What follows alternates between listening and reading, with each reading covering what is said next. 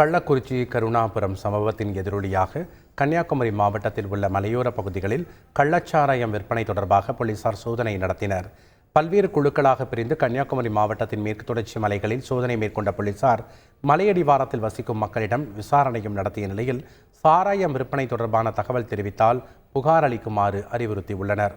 கள்ளக்குறிச்சியில் விஷச்சாராயம் குடித்து 40க்கும் மேற்பட்டோர் உயிரிழந்த சம்பவத்தின் எதிரொலியாக ஈரோட்டில் உள்ள டாஸ்மாக் கடைகளில் மதுவிலக்கு ஏடிஎஸ்பி தலைமையிலான போலீசார் நள்ளிரவில் சோதனை நடத்தினர்.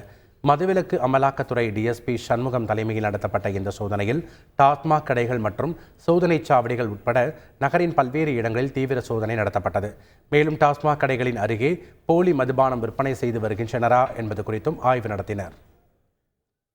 கள்ளக்குறிச்சி மாவட்டத்தில் கள்ளச்சாராயம் குடித்த பலர் உயிரிழந்த விவகாரம் அதிர்வலைகளை ஏற்படுத்தியுள்ள நிலையில் புதுக்கோட்டை மாவட்டம் ஆலங்குடி அருகே உள்ள கருக்காங்குறிச்சி உள்ளிட்ட பகுதிகளில் போலீசார் தீவிர கள்ளச்சாராய வேட்டையில் ஈடுபட்டனர்.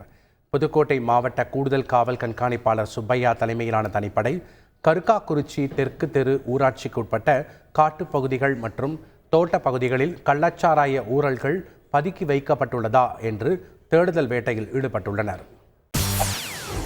செய்திகளை உடனுக்குடன் தெரிந்து கொள்ள உடனே சப்ஸ்கிரைப் பண்ணுங்க.